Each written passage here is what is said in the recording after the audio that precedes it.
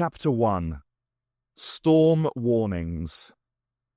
The weather had turned, more completely and suddenly than nature should allow. Rolling black clouds were interspersed between sun and sea, distant thunder presaging the onset of the storm proper. The horizon was blurred by fine spray, and a ferocious wind stung able seaman Ben Jackson's face with particles of salt. He closed his eyes against the onslaught, nerves shrieking sympathy with the protesting mainsail. The deck buzzed, and the liquid uncertainty of seasickness lapped at his guts. HMS Teaser was caught in a ravenous grey whirlpool, lashed by the elements, fighting to escape, but already doomed. When Ben tore open reluctant eyes again, he was elsewhere, staring at a blank white ceiling, brain striving to kick-start foam-wrapped neurons into the task of sifting reality from dreams. The storm was fictional, which came as a relief. But the ship, too, was only a fond memory, his despairing pang at this revelation all too familiar. The stomachache, sadly, was real, albeit caused not by the sea's unpredictable swells, but, more mundanely, by last night's excesses. Thoughts of the spaceport bar's exotic, not to say freakish, mix of customers prompted Ben's half-woken mind to re-evaluate its stance on what was real and what not. Thus had it been since he had stepped into that blue box in Fitzroy Square in the summer of '66, an age of shattered preconceptions ago. Ben sailed through space and time now, and although he couldn't claim to have adjusted to the fact, he had at least developed accommodation strategies. It helped to imagine that he had merely traded one type of ship for another, even if this TARDIS was far beyond his understanding. He looked on its owner and pilot, the Doctor, as a sort of surrogate captain, on his fellow human, Polly, as a prettier-than-usual cabin boy. Even the variegated forms of the spaceport's clientele were, at some level, no more alien or incomprehensible than the swinging socialites who inhabited the Inferno nightclub in London. Ben Jackson's life had become something from a dream. His real dreams, to compensate, offered homesick scenarios of Earth, his one-man quarters, and life on the ocean wave. Tonight, such normality had been stolen. In the back of his mind, a nagging voice was trying to explain why. Ben had dismissed the rocking motion at first, subconsciously categorizing it as a holdover from the dream or a symptom of his lingering intoxication. The next violent judder, however, shocked him into alertness, and the cold water realization that something was wrong. He threw back his bedclothes and headed for the door, colliding with a cabinet instead as the shaking floor took his balance. A bottle of aftershave teetered over the edge of a pristine dressing table and exploded across the polished floor. He hauled himself to his feet and made another successful lunge for the shifting doorway. No time to indulge in self-pity, he told himself. Normally, it was impossible, disconcertingly so, to even tell if the TARDIS was in flight. As Ben raced towards the console room and his captain's side, he wondered what magnitude of storm it would take to upset this vessel. The Doctor leapt frantically about the hexagonal console, coat-tails flapping. His ship's anguish was bludgeoned into his mind, translated into panic, and communicated too forcefully by telepathic circuits. A part of him was dying. He batted down switches, stabbed at buttons, and coaxed with his thoughts. He tuned out distractions, staying upright despite the upheaval, and making himself ignore the anxiety of his companion. Polly Wright clung to the doorframe and screamed with each unexpected jolt.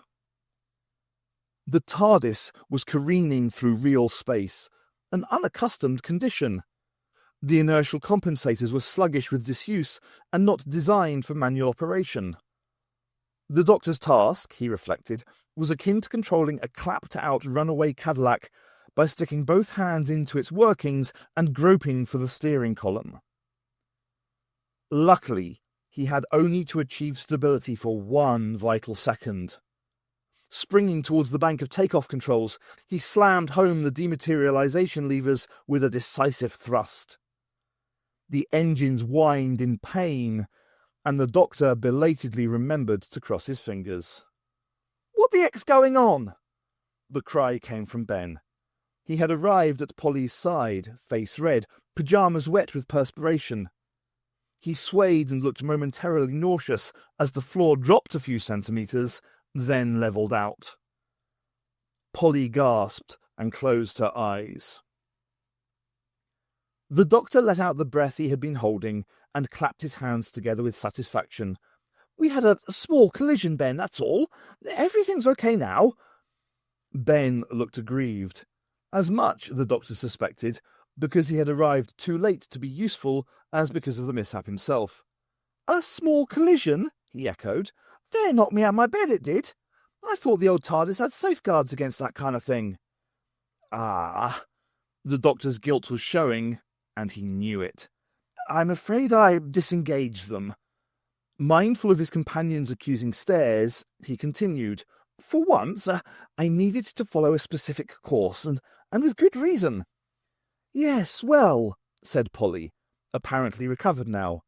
"Why don't I fetch some tea to calm us down, and you can tell us all about it?" Within minutes, they were seated on wicker chairs in the corner of the room, supplied with mugs of hot tea by the food machine. Ben had changed into a roll-neck sweater and slacks, and Polly had found time to rearrange her distressed platinum blonde hair. She looked once more the picture of elegance. The pair sipped at their drinks, while the doctor ignored his and played with his hands distractedly. "My intention, you see, was to land aboard a space station." "A space what?" asked Polly. The doctor sometimes forgot that his companions hailed from the mid-20th century. "It's a sort of floating base, Polly, in orbit beyond Earth's atmosphere." "Yeah," Ben chimed in. "They were talking about them back home, remember?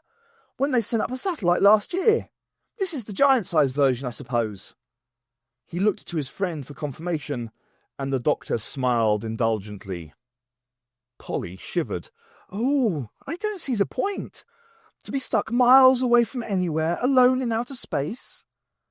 An expression of distaste completed the sentence for her. "It's perfectly safe, I can promise you. Except I, made a minor miscalculation with the arrival coordinates." "So what's new?" Ben grumbled. The doctor affected his best contrite expression. "We materialized some distance beyond the station, where we were clipped by a passing ship. The TARDIS's shell is virtually indestructible, of course, but the kinetic energy of the collision sent us spinning out of control. I had to steady us long enough to dematerialize again before we hit something else, or worse, breached the interface between the inside and—" He tailed off, aware that the others were looking glassy-eyed. "Well, it's over now, which is the main thing." He reached for his cup, downed the scalding contents in one gulp, and leapt from his seat, invigorated and ready to press on despite the near disaster. "And what about the other ship?" asked Polly, with characteristic concern. "Won't anyone be injured?" The doctor was already resetting the controls, and he answered over his shoulder. "Their craft was a great deal larger than mine, Polly. Their computer may have recorded a trifling asteroid strike, but beyond that I doubt they even noticed us." "Here," said Ben suddenly. "You're not trying again, are you?" "Oh, Ben, the doctor knows what he's doing." "Stuff that, Pol. What if he sinks us good and proper this time?" "We really have no choice, Ben," the doctor insisted, flustered by the interruption. He checked himself and turned to face the young sailor, readopting his usual paternal tones as he explained. "The TARDIS has picked up a distress signal. I have to investigate." "Yeah, well, is there anything we can do to help, Doctor?" He knew better than to refuse Polly's offer. "Yes, I think there might be. Ben, you're trained in radar operation, aren't you? Good. Now this is similar. I've plotted the course of the signal, and I intend to follow it back to its source. It's a rather more accurate method of navigation than the usual one. Polly, I need you over here. He bustled round the console, manoeuvring his helpers into position. Now, as Ben reads out the numbers on his display, I want you to press the corresponding switches. I'll operate the landing sequence from here and prevent any more, accidents from happening. He came to rest, hands poised over the controls, and treated them both to an enthusiastic grin. All clear? Ben and Polly exchanged bemused glances, which the doctor cheerfully ignored. Their tasks were relatively unimportant. He could easily compensate quietly for any errors they made. All aboard, then, he announced, for the Terran Space Station Galaxian in the year 2136. Polly spent longer than she had meant to in the TARDIS's wardrobes. By the time she returned to the console room, the doctor had completed his environmental checks, and he and Ben were listening to the faint, anonymous message again. "Doctor, need your assistance urgently," implored a thin male voice, against a background of wheezing interference. "Hotel Galaxian, Earth orbit, alien involvement. Please help." At this point, the words dissolved into a blast of static. There was no way to know if the message had ended or had simply been interrupted. The doctor's brow was furrowed, and he tugged at his lower lip as he pondered over what he had heard. "I don't recognize the voice, but somebody clearly knows of me, apart from the personal address. To have used that particular distress frequency, why, that doesn't come into general use for another 3 centuries, and yet I don't remember." He glanced up and saw Polly, and his expression immediately cleared. "Ah, here you are, all ready to go?" "I'm not sure. What do you think of this?" She indicated her newly chosen gear doubtfully. A plain salmon-pink t-shirt and faded blue jeans of a fit that left little to the imagination. They were a far cry from her usual miniskirts, and the clinging fabric felt awfully restrictive. "If we're to visit the future again, I don't want to look like some sort of 1960s throwback." She was still stinging from the comments drawn by her style of dress on Vulcan some time ago. "Sure," said Ben. "We're off to rescue some poor geezer from alien monsters. Last thing you need to find out is you're not with it anymore." "You'll be fine," said the doctor. His tone was diplomatic and kind, but one glance at his own battered frock coat, checked trousers, and untidy mop-top hairstyle made Polly fear his opinion was worth little. He was like a cross between Charlie Chaplin and one of the Beatles, she thought. As he scurried out of the TARDIS, she looked to Ben for more encouragement. "You don't think it's a bit too basic, do you?" "No worries, Duchess. You couldn't look common wrapped in a sheet of wallpaper." As usual, there was a mocking quality to his voice, so she couldn't be sure if he had meant to compliment or insult her. She stuck her tongue out at him, just in case. They emerged, finally, into a deserted hall, laid out like a dining room or restaurant. The neatly arranged rows of wooden tables seemed to be awaiting many visitors, but a closer inspection suggested that few, if any, had been here in months. The elaborately patterned red and gold wallpaper had faded, and a thin film of dust clung to every surface. In contrast, a number of lush green plants broke the straight-lined monotony. The TARDIS had landed in a corner, formed by a trellis meeting the wall, the weather-beaten blue box in keeping with its surroundings for once. Polly hadn't expected to be greeted by such a prosaic scene, and the words of the message came back to her. "Did I hear something about a hotel, Doctor?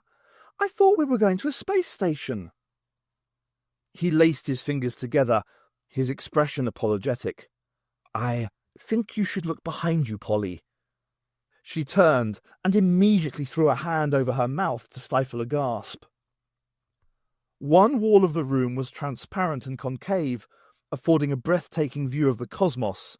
More stars than Polly had ever seen, freckled like a rash across an impenetrable blackness which lasted forever. Her world shifted beneath her, and she closed her eyes to steady herself, trying to banish a ridiculous image of drifting through the unending dark in a fragile soap bubble, a whisper from death. She felt Ben's comforting hand on her shoulder. "Hey, come on, Paul. I'm a bit queasy myself, but the doc says it's okay, right?" I know. I'm just being silly.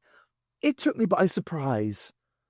Polly opened her eyes and tried to smile bravely. "It's an understandable reaction," the doctor assured her, "and until you get used to it, I suggest we find an environment which doesn't offer quite the same perspective." "A room without a window," Ben translated. "Good idea." As they headed for the door, the leaves of an overhanging pot plant brushed against Polly's arm. She was vaguely disappointed to learn that it was plastic. The station's corridors were in the same state as its restaurant, with carpet frayed and wallpaper peeling. The trio made their way along a wide, gentle curving passage which, Polly imagined, would eventually prove to be circular. She already felt better. Like the TARDIS, this place offered a perfect gravity and atmosphere. Without visual evidence, it was hard to imagine they weren't safely on the ground. The doctor had taken the lead, dropping into his accustomed role as keen lecturer. You see, the Galaxian was Earth's first off-world tourist attraction.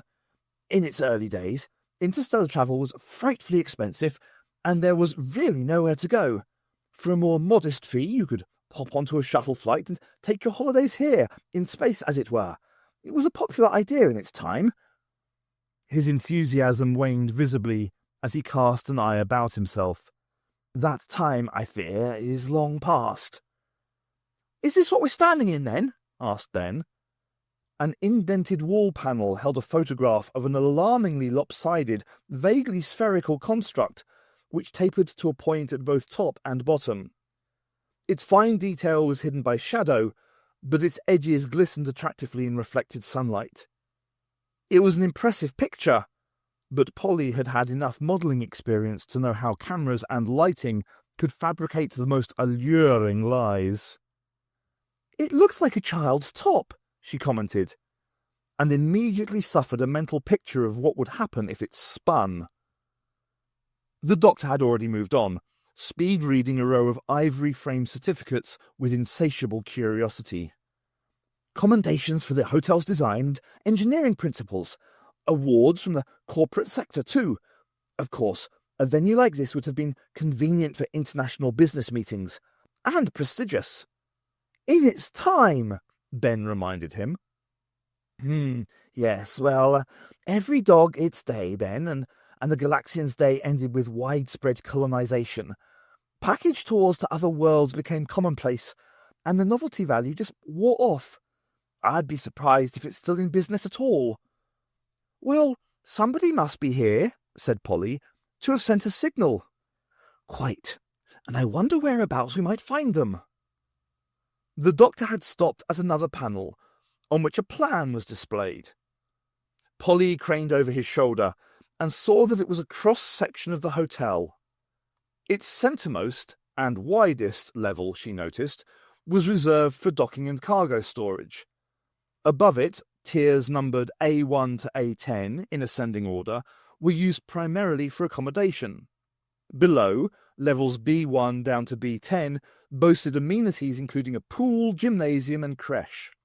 It could have been almost any hotel on Earth, but for its odd shape. Doctor?" Ben began.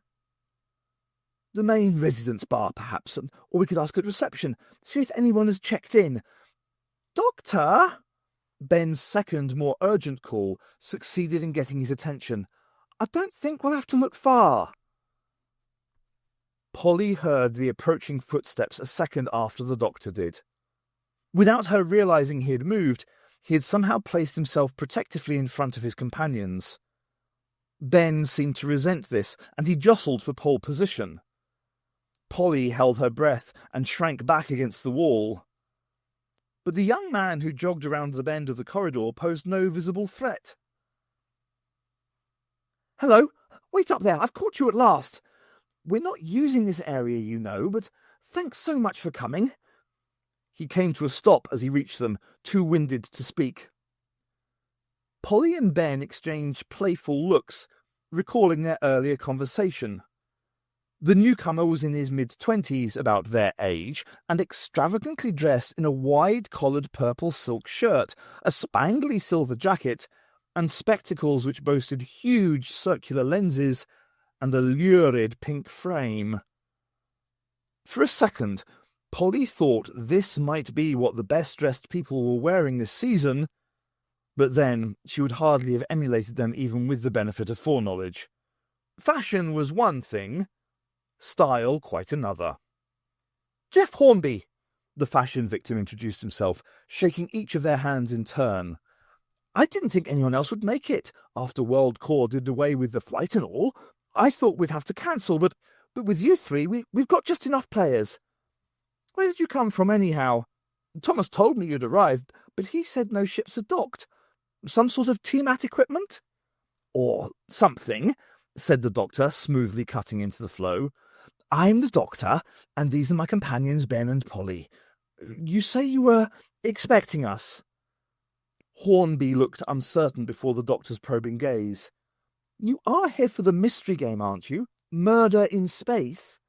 "Ah, yes, the game, of course." The doctor underscored his words with an enthusiastic clap. Ben opened his mouth to protest, but was not given the chance. "We are in time, I hope." "We kick off at 1400, said Hornby. Then, glancing at his watch, he amended, "At least we were supposed to. I'll have to get hold of the others, let them know it's all on again. We haven't even allocated characters yet. Come on, I'll take you to reception and sort out some rooms." "Without a view, I hope," Polly muttered. Hornby set a brisk pace into a connecting corridor, still chatting away. "I don't mind telling you, this weekend has been murder to organise." He barked a short laugh at his own accidental pun. "First World Corps leave the hotel in a mess, then they go and cancel the public shuttle. I ended up with a grand total of 7 players, which is all those who could make their own way here. And one of them has dropped out. Too busy, she decided. I'm not counting you three, of course. Have you played many RPGs?" Polly was caught off guard by the sudden question. "I don't even know what one is," she confessed. Hornby's look suggested that he found such ignorance incredible, but the doctor came to the rescue as usual. "An acronym for role-playing games. Like acting, really, but without a script.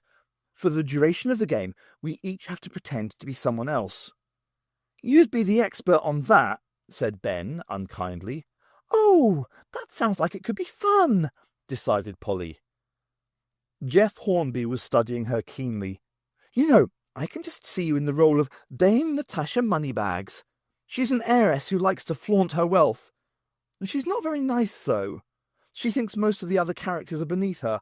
Could you do that?" "Sounds perfect to me," said Ben with a broad grin. Polly shot him her filthiest look. "How about you, then?" she asked him. "Who can you play?" "Oh, I'm not cut out for this acting lark, Poll. When they handed out parts for the school play, I was lucky to make the back end of the donkey." "Oh, I don't know, Ben," said the doctor. "I think you underrate yourself. You might just enjoy it." The group arrived at the head of a grand staircase, which swept down towards what could only have been the main reception area. Polly was pleased to note, as they trotted downward, that this part of the hotel had at least been cleaned. The decor was a little more recent, too, but there was still nobody in sight. "Is yours the only party in the hotel?" the doctor inquired. "It is," said Hornby. "World Corps stopped taking bookings long ago. I told them I could fill their bedrooms if they let me run games here free of charge. I won't be dealing with them again, though, not after the mess they've left me in." They reached the great curved, polished oak reception desk, where Hornby passed his hand across a white plastic panel inlaid into the wood. Polly leaned forward and read the inscribed legend, "Wave for Attention," beneath it. She was constantly intrigued by the marvels that future generations took for granted. Hornby didn't wait long before hopping over the desk and setting to work at a computer terminal. "I doubt if anyone will come. Do you know how many staff WorldCorps have sent to run the Galaxian this weekend?" "One! The rest was supposedly on board the flight they so mysteriously cancelled." "Thank goodness for Thomas, that's all I can say. I'll issue you with key cards, but you'll have to see Ms. Hayes before you leave to sort out payment details. She's WorldCorps' representative, by the way. Their only representative." The computer spat out 3 small gold-coloured plastic cards, which Hornby passed to the doctor. "If you hang on a minute, I've got briefing packs and costumes behind here too. We'll sort out yours now." "Costumes too? How marvellous!" "There's some great stuff here," crowed Hornby, perked up by the doctor's gushing enthusiasm. "I found the most wonderful little number for Dame Moneybags. I've even got an authentic uniform for the policeman character, and real medals for the Admiral." "A naval man!" exclaimed Polly. "There you are, Ben. The perfect part for you. You'll even get a promotion out of it. Leave it out, Poll." "Splendid," said the doctor, as if his every problem had been solved. "I've always said there's nothing like a bit of make-believe to take your mind off your troubles." Ben glared at him mutinously.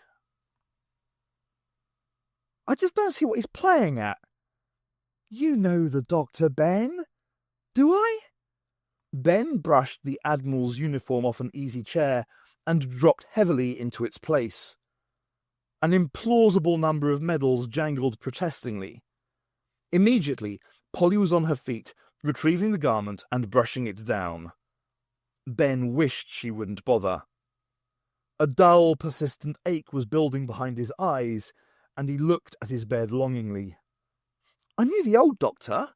You know where you stood with him. But this one... I thought you were over all that. I thought you trusted him now." "He's decent enough, yeah. I'm just not sure he's all there sometimes." "What a horrid thing to say." "Well, look at him, Poll. We're supposed to be investigating a Mayday, but oh no. One whiff of a chance to dress up and go playing, and he gets all gooey-eyed. It's like there's a big kid trying to get out of him."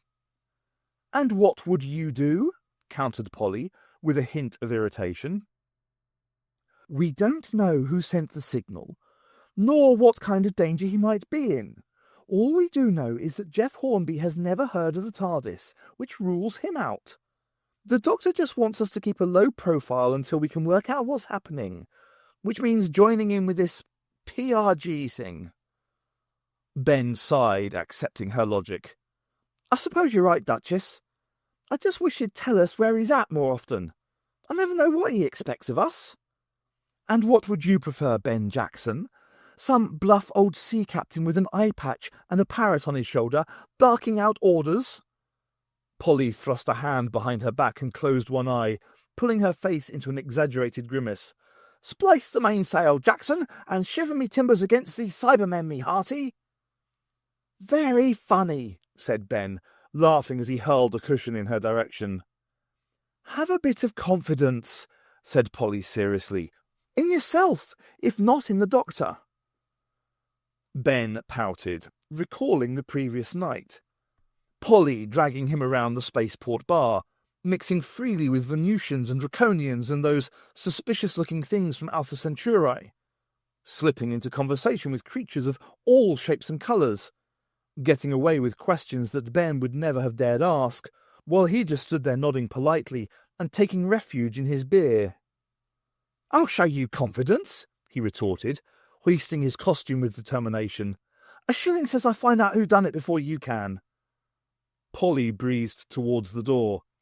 "2 shillings says I find the killer before you've even worked out who the victim is." "You cheeky little—" Ben went for the pillow again, and Polly dived out of the room, giggling.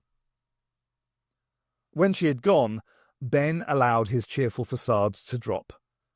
Not that it had been entirely for her benefit. Her visit had bucked up his spirits somewhat. Still, he was suffering from minor dehydration, lack of sleep, and the knowledge that, once again, the TARDIS had landed them smack in the middle of an uncomfortable situation. He drew back the curtains, which he had closed for Polly's comfort. The windows on this side of the station, at this time of the day, afforded a magnificent view of Earth. It looked surreal, like a flat cut-out picture against the void. Ben stared at its great waters, and his eyes defocused. He imagined he could see HMS Teaser, a speck on the Indian Ocean, near enough to touch. But his ship had made its voyage to the West Indies 2 centuries ago, and left him behind. Ben felt his eyelids drooping, but he couldn't afford to sleep. He would only dream of home again, and he didn't feel ready to cope with another disappointment. "Doctor! Oh, my word!" The doctor sprang to his feet, shocked out of his contemplation. His first thought was that no one could have entered his room without his knowing it. But there was no point in denying the presence of the bizarre intruder who stood before him in the half-light. The man's skin was pale, his hair dark and scraped back. He wore a neat black suit, topped off by a red-lined cloak. His eyes were bloodshot, and white fangs glistened in the corner of his thin-lipped mouth. "You are needed." The voice was hushed and throaty. "By many people, yes," the doctor agreed, backing away slowly, "which is why it would be such a shame if I was harmed." The vampire followed him around the bed, and he was acutely aware that he had nowhere else to go. "If you're attempting to frighten me, I have to say, you're doing an excellent job." It took another step towards him, and the doctor felt the wall against his back. He raised both forefingers in the shape of a cross, but it was a hopeless gesture. "Be in room 438 at 15:30 hours, said the vampire. "Come alone." Then it fell silent and cocked its head as if awaiting a response. The doctor frowned, curiosity replacing fear with the immediate danger past. "Who are you? What are you doing here?" "Good morning, sir." The voice had changed. It now sounded as if it belonged to an old-fashioned English butler. "My name is Thomas, and I represent the automated systems of the Hotel Galaxian. How may I assist you?" The doctor reached out experimentally and passed his hand straight through the vampire's body. Thomas didn't seem to notice. He simply stood, wearing a patient smile. "You're a hologram!" "Indeed, sir. You may summon me from all information points on the station." He indicated a red "Help" button on the headboard of the doctor's bed, alongside the controls for the communications system and tea-making facilities. "But I never pressed that," the doctor insisted. Thomas didn't seem to understand, so he elaborated. "I didn't call you. You came here entirely of your own volition." "I assure you, such a thing is not possible, sir. May I venture to suggest you brushed against the button without knowing it?" The doctor narrowed his eyes. "And I don't suppose you recall giving me a message about room 438 at 15:30 hours either?" "My memory banks have no recollection of the incident, sir." "They haven't, eh? One more thing. Why do you take the form of a classical vampire? I would hardly call it appropriate." Thomas seemed embarrassed. "My resolution circuits were programmed with this image some months ago, for a children's Halloween party. I'm afraid I have yet to be returned to my default setting. I agree that my appearance is improper, and I apologize on behalf of WorldCore for any inconvenience this may cause." "Yes, thank you, Thomas, that will be all." The doctor waved the hologram away distractedly. It fizzled and vanished in an instant, and he was left with more than ever to think about. So, his contact was, presumably, alive and well in the Galaxian. But instead of approaching him directly, he had used the computer to arrange a secret rendezvous. It all suggested that this mystery man was in a good deal of trouble, or perhaps that he was luring the doctor into an elaborate trap.